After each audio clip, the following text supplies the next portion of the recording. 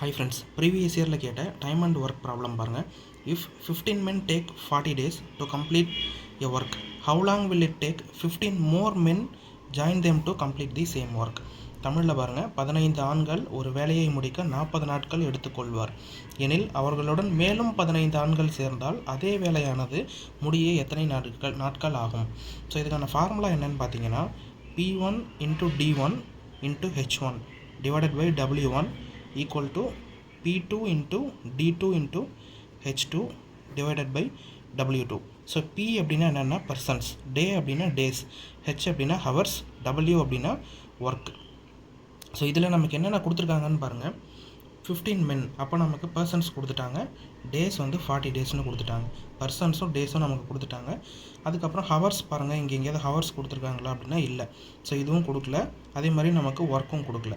அதனால் நம்ம என்ன பண்ணலாம் அப்படின்னா இது ரெண்டை மட்டும் எடுத்துக்கலாம். P1 into D1 equal to இங்கே பாருங்கள் 15 more men அப்படின்னு கொடுத்துருக்காங்க. அப்போது P2வும் நமக்கு கொடுத்துட்டாங்க, பர்சன் 2. அப்போது இந்த இடத்துல நம்மளுக்கு என்ன கண்டுபிடிக்க சொல்கிறாங்க அப்படின்னா D2 தான் நம்ம ஃபைண்ட் அவுட் பண்ணணும். ஸோ இப்போ ஃபார்முலா என்ன அப்படின்னா இதுதான். ஸோ இதில் சப்ஸ்டியூட் பண்ணோம் அப்படின்னா நமக்கு ஆன்சர் கிடச்சிரும். ஃபஸ்ட்டு பாருங்கள், P1 15 இன்ட்டு D1 என்ன 40 டேஸ் ஈக்குவல் டு P2 என்னென்னா 15 more men அப்படின்னு கொடுத்துருக்காங்க. இங்கே தான் நம்ம கவனிக்கணும்.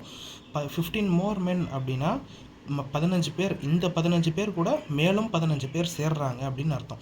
தமிழில் பாருங்கள், மேலும் 15 ஆண்கள் சேர்ந்தால், அப்போது நீங்கள் 15 போடக்கூடாது, இங்கே 15 கொடுத்துருக்காதனால இந்த 15 பேர் கூட இன்னும் 15 பேர் சேர்றாங்க. அப்போ என்ன வரும், 30 இன்ட்டு D2 ஈக்குவல் டு அப்படின்னு நம்ம சப்ஸ்டியூட் பண்ண வேண்டியதான். 15 into 40 divided by 30. Next 15 4s are 60, 600 divided by 30 அப்படின்னு வரும். ஸோ 0க்கு 0 கட் பண்ணிடலாம். 3 20 டைம்ஸ். ஸோ 3 டேபிளில் 60 20 டைம்ஸ். இப்போ ஆன்சர் என்ன அப்படின்னு பார்த்தீங்கன்னா ஆப்ஷன் C 20.